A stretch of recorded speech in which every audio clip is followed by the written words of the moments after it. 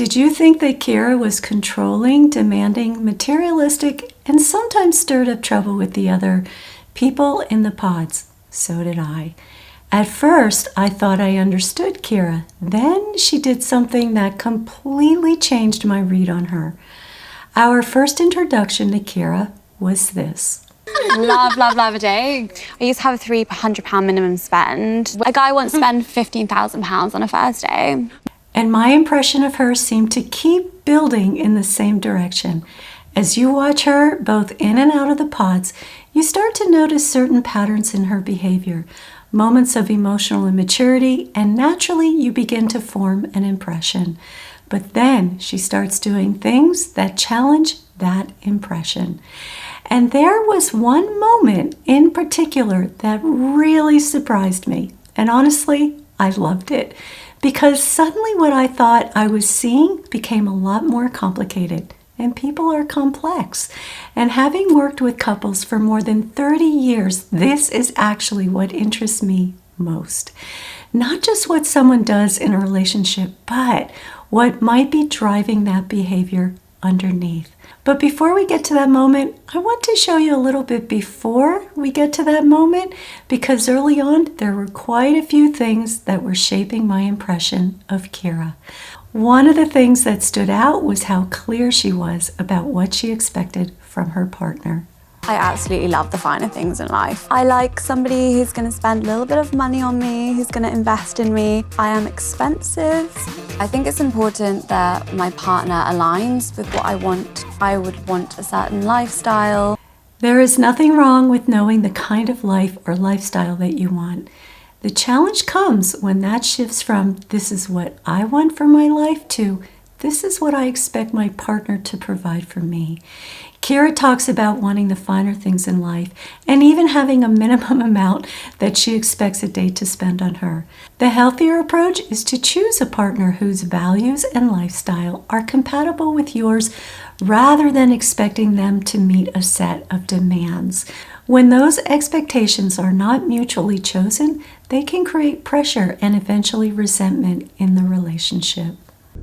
You're gonna write me a love letter.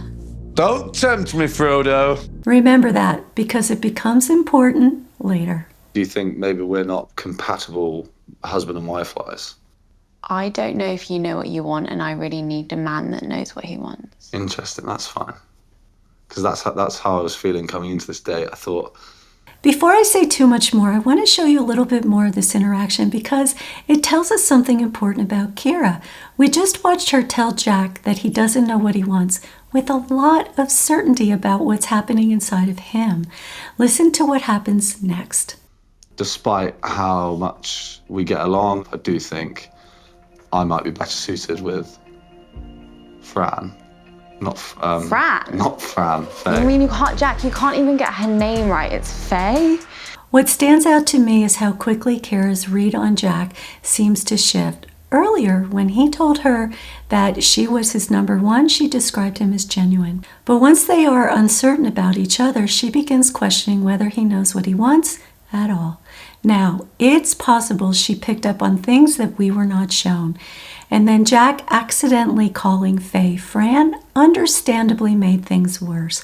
But what I'm more interested in is how Ciara handled that uncertainty afterward, especially when she went back into the room with Faye. I just spoke to Jack. I called things off with him. How was his reaction? It was funny because he could sense I was about to lead the conversation down that route, and he just basically trumped in and was like, yeah, actually I was going to talk to you. I was like, that's not true because you've been saying that I'm your number one for days, so. Ciara seems convinced that Jack had no intention of ending things with her, but interestingly, Jack had already told the other men that he felt the energy shifting with Ciara and that he was finding himself enjoying his dates with Faye more.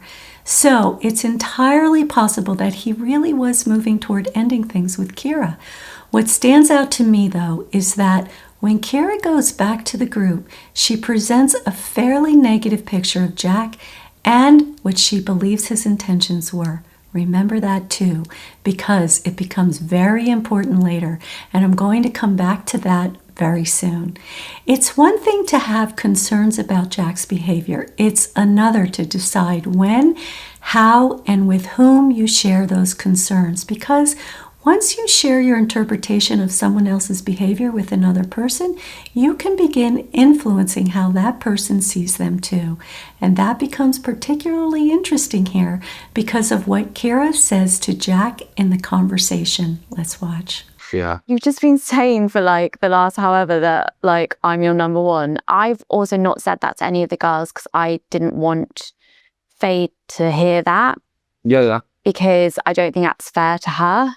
So Ciara tells Jack that she would never tell Faye that he had said that she was his number one. She seemed to see that as a matter of integrity and as being fair to Faye. But then, shortly afterward, she says this. He just kept stumbling over his words and talking about other people and just getting their names wrong and just...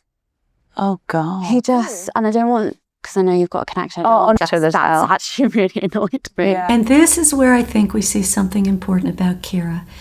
She had a clear idea of how she wanted to handle this when she was calm, meaning that telling Faye would be unfair. But once she became hurt and emotionally activated, that value became much harder for her to hold on to. And at the same time, her interpretation of Jack's intentions regarding ending their relationship started to sound more like a fact. That doesn't necessarily mean she was being intentionally inconsistent or dishonest. It may just show us how differently we can behave when emotion takes over. And that's where it becomes concerning, because when we're hurt, it can become very easy to treat our interpretation as fact and then act on it in ways that affect other people. And I want you to notice something here that we're going to see again. Ciara seems to have a difficult time staying in uncertainty when she is emotionally upset. She moves fairly quickly toward deciding what another person's behavior means. Exactly. Give me my little bougie coffee shop. Absolutely. I can't lie, I do like nice things. Yeah. I like to dress well. Yeah, I love to hear that. We're speaking the same language. As AJ and Ciara are getting to know one another, he also admits that he enjoys the finer things in life. So in that sense, they are actually aligned, at least initially. Her expectations seem less concerning because he appears to want a similar lifestyle. But as we keep moving forward, we start to see that what initially looks like alignment begins to feel more like pressure for AJ, and we will get to that. I called things off for Jack. Okay. Because I always knew it was you. Yeah. Like literally from our first date. Well, we know from those earlier dates that AJ wasn't clearly her number one from the beginning. Ciara liked both Jack and AJ, and she explicitly said that she didn't have a number one at that point. I don't necessarily think that she's intentionally lying to AJ here. One possibility is that after what happened with Jack, she became afraid of losing AJ too, and she wanted reassurance that he was still invested in her. So saying you were my choice from the beginning may have been less about deliberately deceiving him and more about trying to create security in a moment when she was feeling uncertain. But this is where I notice an interesting blind spot. Ciara was very bothered by what she experienced as Jack being disingenuous.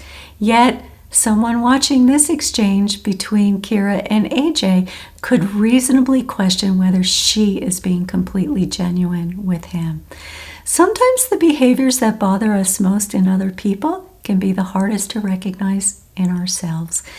Now, it is possible that after spending more time with both men, Ciara genuinely realized that AJ was a better match for her. She had already said that they shared similar values, but the more vulnerable and perhaps more accurate thing to say might have been something like this. I was torn between the two of you, but as I got to know you both, I realized that I felt a stronger connection with you. Now, that requires admitting uncertainty. Saying you were my choice from the beginning offers much more certainty and reassurance. And I wonder if that certainty was partly driven by anxiety about losing what she now believed she might have with AJ. That doesn't mean that her feelings for him were not genuine. In fact, she may have been trying so hard to secure the relationship because it mattered to her. And that's an important distinction. Sometimes the more important a relationship feels to us, the harder uncertainty becomes to tolerate. I just wanted to say, yeah, I apologise for coming in quite hot after my apology night before last. At the end of our day, he was like, I'm going to write something for you tonight. Yeah. So then he went and wrote something for me that night. Yeah. Personally, I still think he is disingenuous. And this is where my impression of Ciara started to form more strongly. She had just apologized to Faye for, as she put it, coming in hot after her conversation with Jack. But even after that apology, she continues to raise doubts about Jack and Faye's connection. I understand wanting to have your friends back, especially if you believe that you have seen something concerning. But in this case, Jack simply told Ciara that he was going to start writing things down so he could remember them. It was Ciara who responded, "Write me a love letter." So when that interaction is later presented in a way that makes Jack look questionable to Faye, I start to wonder what is happening for Ciara. I can't know her intention. She may genuinely believe that she's protecting Faye or looking out for her, but this is where good intentions and boundaries can get complicated. You can believe that you are helping a friend while still inserting yourself into their relationship in a way that influences how they see their partner. And if Ciara genuinely experiences herself as protecting these women, it may make it harder for her to recognize that she is also influencing their relationships. When we believe we're doing something for a good reason, we don't always examine the impact of what we are doing as carefully as we need to. And as Ciara's relationship with AJ unfolds, we start seeing more of the behaviors that were shaping my impression of her. AJ expressed to Ciara his concern about meeting her financial expectations and asked her if she expected him to always pay for dinner, and this was her response. I mean, like, if we go out for dinner, like, I would expect you to pick up the bill. Yeah. Like, my outfit's going to be expensive. My handbag's especially going to be expensive. My shoes, the perfume I'm wearing, the makeup. So, like, I've put effort in a lot. I've probably got ready for, like, 3 hours. Yeah. So the least you can do is pay for dinner. Well, Ciara seems to have a belief that if she is investing a lot of time and money into looking beautiful for her date, then he should pay for the date. And there's nothing inherently wrong with wanting a relationship where your partner enjoys paying or providing in that way.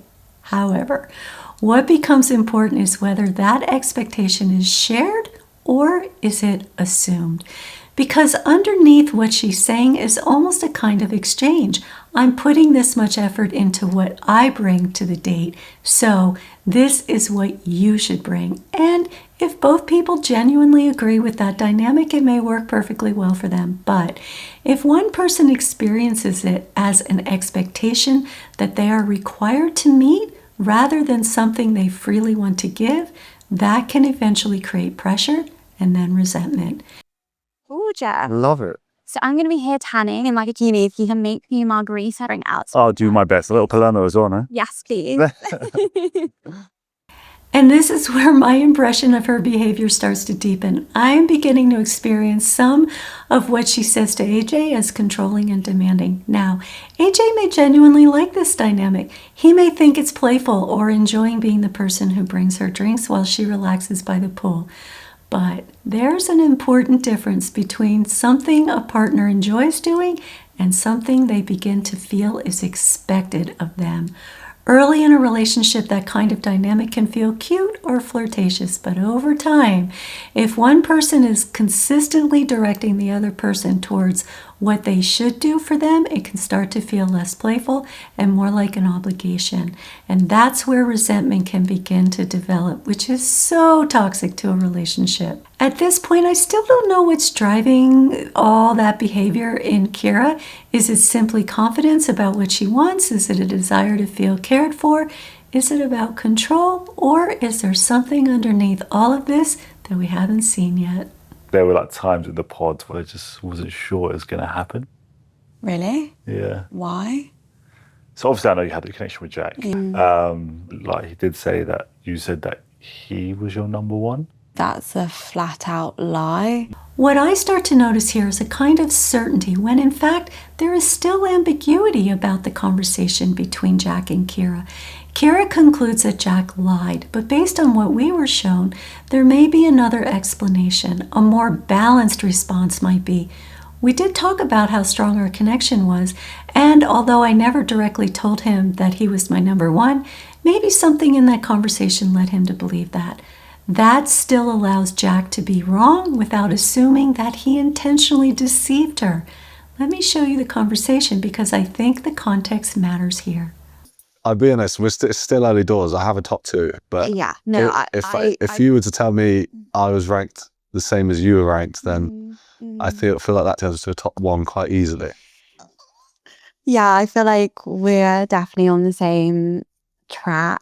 There it is. What stands out to me here is how quickly Ciara seems to become certain about Jack's intentions. The conversation itself leaves room for misunderstanding. She tells him that they are on the same track, which he may have taken as reassurance that they were equally invested as each other's number one. Because I didn't show you this, but Jack was telling her that she was his number one. But Ciara later describes him as having flat out lied. So another impression we're getting of Ciara is that when something feels unclear, she may lean toward a very definite interpretation and often a negative one. So the fact that he's then gone back into the boys' lounge and said that, that really annoys me because that could have been like detrimental to our relationship. This is when my impression of Ciara became more concerning. She is upset because Jack said something that she believes could have damaged her relationship with AJ. But at the same time, we've already watched her say things directly to Faye that could negatively have affected Faye's relationship with Jack. And as the show continues, we see Ciara do this with other women as well. She often frames it as caring about them and wanting them to know information that they otherwise would not have known. But there is an important difference here. Jack did not go directly to AJ and tell him that Ciara had made Jack her number one. He said it in the men's lounge. Ciara, on the other hand, goes directly to the women and shares information, interpretations, and concerns about the men that they are dating. And this is where I start to notice a possible blind spot for her.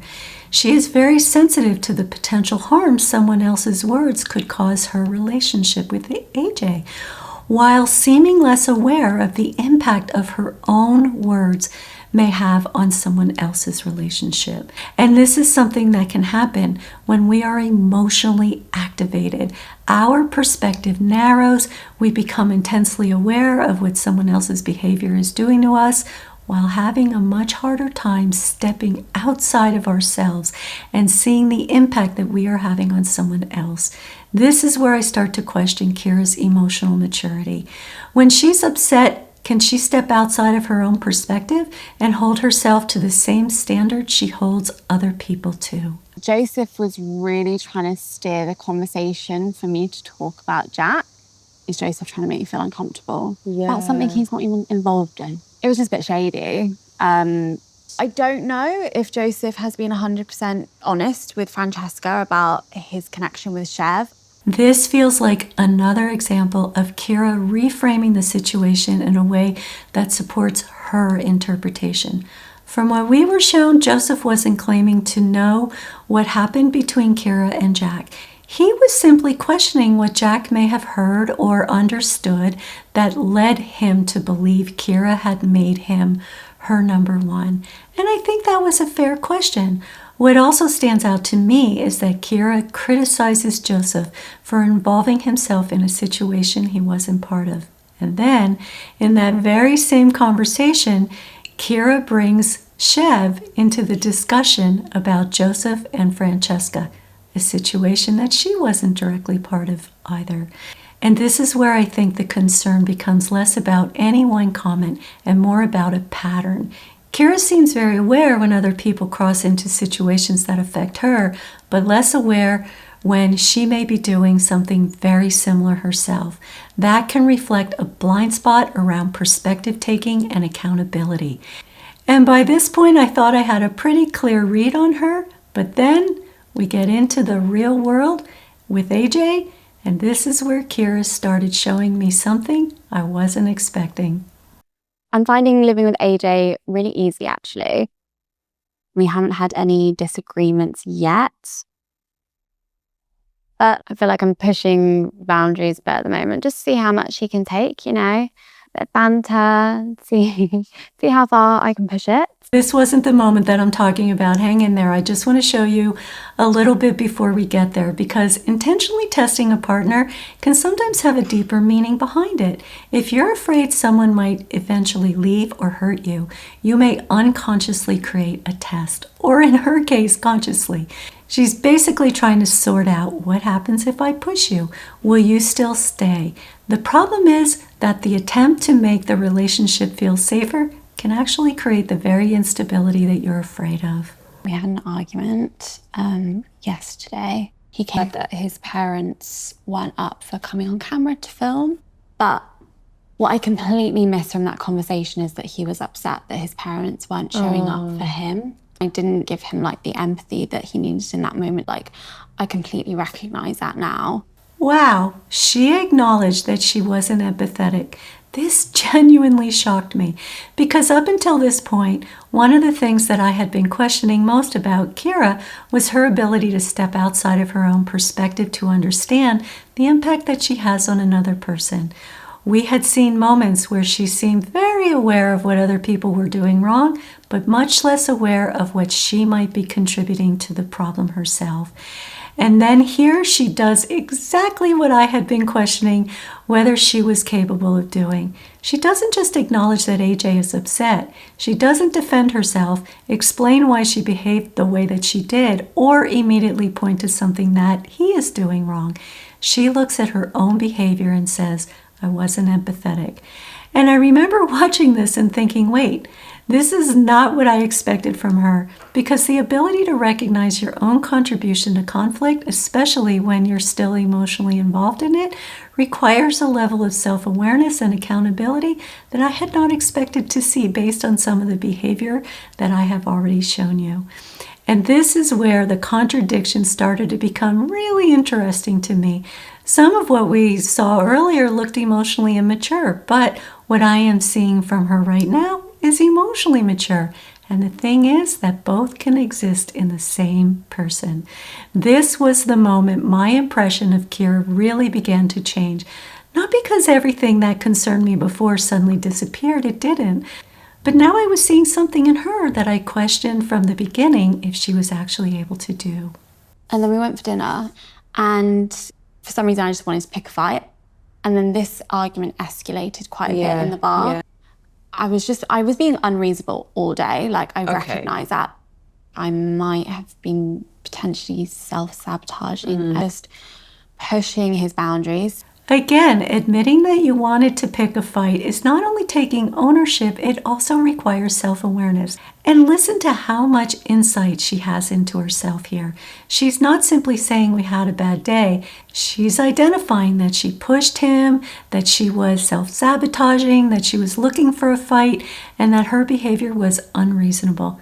That is a very different level of accountability than what I felt like I was seeing earlier from her. I think at the end of the day, like, I'm just really scared of getting hurt. Yeah. But actually, he is the person I want to be with. Yeah. And it was really not a good representation of like who I am. Yeah. And this is the moment when some of those earlier behaviors started looking different to me. Because now Ciara is giving us something we didn't have before, the fear underneath her behaviors.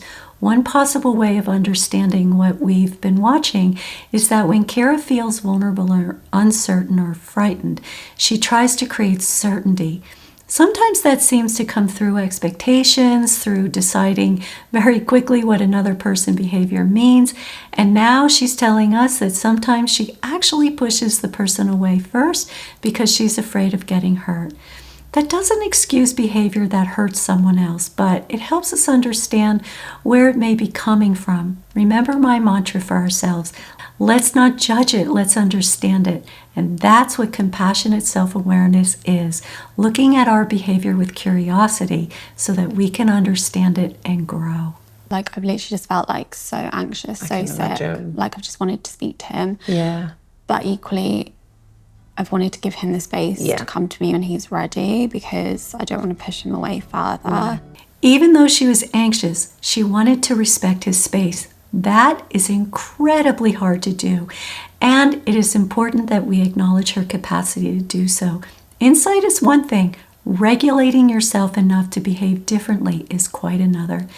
She was anxious and she wants connection, but AJ needs space and she is trying to tolerate her own discomfort rather than forcing him to relieve it for her. I was completely unreasonable, like beyond unreasonable. For some reason, I was just like in a mood where I just wanted to pick a fight. And also I apologise for not being empathetic enough earlier on in the day about the conversation you had with your parents. Ciara immediately put herself in a vulnerable position by taking full accountability with AJ. You know, it's one thing to acknowledge hurtful behavior to a friend, and it is quite another to acknowledge it directly to the person that you love and that you hurt. Up until this moment, I wasn't sure whether Ciara could step outside of her own experience, really hear how her behavior affected someone else, and take responsibility without immediately shifting the focus back to her own hurt. But here, she does exactly what I questioned if she could do. It became an attack on my character a bit, right? And I didn't feel like it was deserved. I was on my phone during that conversation, and I think when you said, please, can you put your phone down, I think for me, I just got my back up a little bit because I felt like I was getting told off. This is where I wondered if she was going to shift into defending, but she didn't. She says this instead. And I think in a weird way, I was trying to self-sabotage almost, because at the end of the day, like, I love you so much, and I'm just really scared, I think, of like getting hurt. Ciara appropriately shares more with AJ about her experience during the argument, and what stands out to me is that she does it without becoming defensive. Her timing is also important. She didn't begin the conversation by explaining herself or telling him what triggered her. She started with accountability. Only after taking responsibility does she share what was happening for her internally. She explains that she felt like she was being told off, but she doesn't use that feeling to excuse her behavior. Instead, she goes deeper and acknowledges the fear underneath it, which is that she could lose AJ and get hurt. And this is so important because this is a much healthier order in conflict. Accountability first creates safety. Explanation can come afterward without sounding like justification. Ciara is essentially saying, what I did was not okay, and here is what was happening inside of me, rather than here is what was happening inside of me, therefore what I did was understandable. That distinction is huge. I'm really just trying to understand you, right? And understand why that was a reaction in that situation. So I have insecurities from past relationships where I've been cheated on. I think that's maybe why my walls have gone up slightly, and I've just started to push you away. And now the pattern becomes much clearer. If you've learned that getting close to someone can eventually lead to being hurt, control and testing can create a temporary sense of feeling safe. You tell yourself, if I set the rules, if I know exactly where I stand, if I test you before I completely trust you, maybe I won't be blindsided.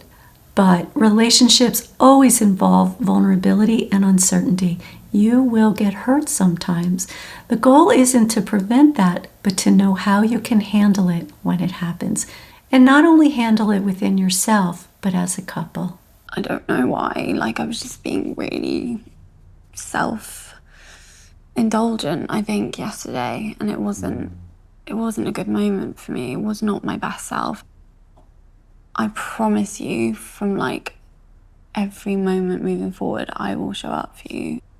I promise. And notice what she does here. She doesn't only explain herself, she turns towards what AJ needs. He needs her to show up for him. That's an important shift from self-awareness into repair. But AJ says something very important to her in this next clip.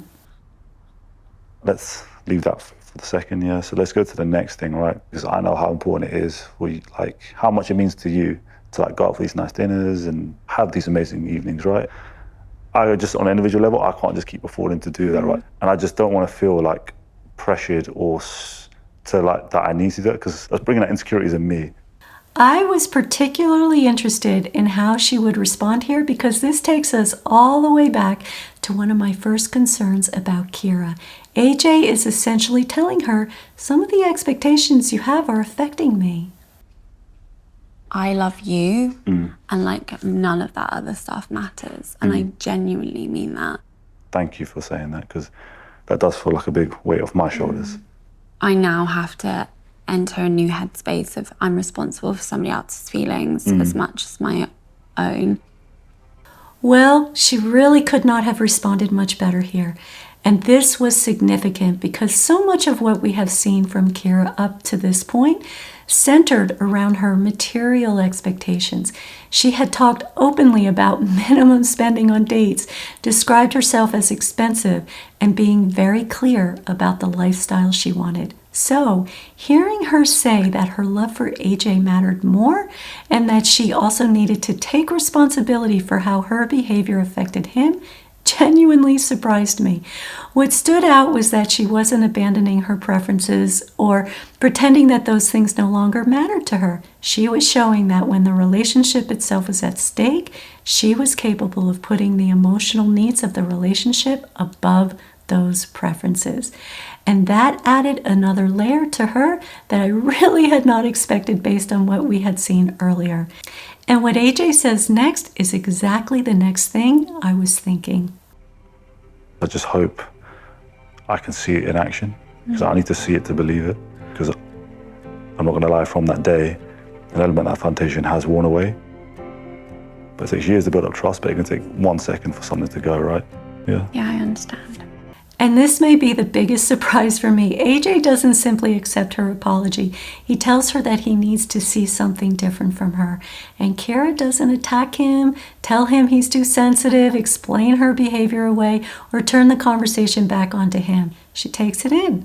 That is emotional maturity. And I think this is where things become a little bit clearer. Ciara isn't simply emotionally immature or emotionally mature. We have seen evidence of both. The question is, what determines which side of her shows up? And that's why I had to reconsider the impressions that I was beginning to reach about her earlier. The capacity for accountability, empathy, and perspective taking is clearly there for her.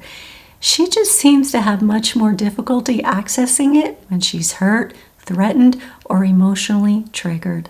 I want to show AJ that I'm embracing his culture and that I want to learn more and more about it, and to let him know how excited I am to celebrate Diwali and all the other festivals with his family as well. Oh, I wasn't expecting that. Oh, that is the sweetest thing you could have ever done. That's really touching. By this point, my impression of Ciara had already begun to shift, and then this moment added even more to that. Not because it erased everything that we saw earlier, it didn't, but because it showed me that Ciara, who can be demanding, controlling, and very certain of her own interpretation of other people, is also capable of being deeply thoughtful, reflective, and responsive to her partner. And maybe that's what makes Ciara so interesting to watch. These are not necessarily two completely different versions of her. They may be the same person operating from very different emotional states. When she feels threatened or fearful of getting hurt, she seems to reach for certainty, control, and sometimes testing. But when she is able to step outside of that fear, we see a very different capacity, empathy, accountability, vulnerability, and genuine care and thoughtfulness for her partner.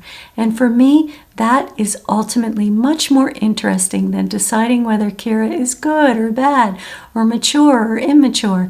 The more important question is whether the self-awareness that we are seeing can eventually become consistent behavior. Because insight is incredibly important, but in relationships, what ultimately changes things is what we do with that insight. And maybe that's the bigger lesson here. People are complex. We tend to like to sort people into categories: healthy or unhealthy, selfish or caring, emotionally mature or immature. But most people don't fit neatly into one box. Someone can be incredibly thoughtful and still be demanding. They can take real accountability and still struggle with boundaries. They can have tremendous self-awareness and still repeat patterns that hurt their relationships. One behavior doesn't necessarily cancel out the other. Sometimes the contradiction isn't evidence that we've misunderstood the person. Sometimes contradiction is the person. And sometimes that can feel deeply unsettling when in a relationship, because we want people to make sense. We want to know what version of them we are going to get. But sometimes both sides are real. Someone can be loving, thoughtful, and caring and still have parts of themselves that struggle with their own fears, insecurities, or patterns in ways that affect you. What matters is whether they can recognize those parts of themselves, take responsibility for the impact that they have, and keep working towards growth in themselves and the relationship. So we'll see moving forward if Ciara's words and actions align. Well, that is a wrap for today. Make sure to come back for more Love is Blind UK. See you next time.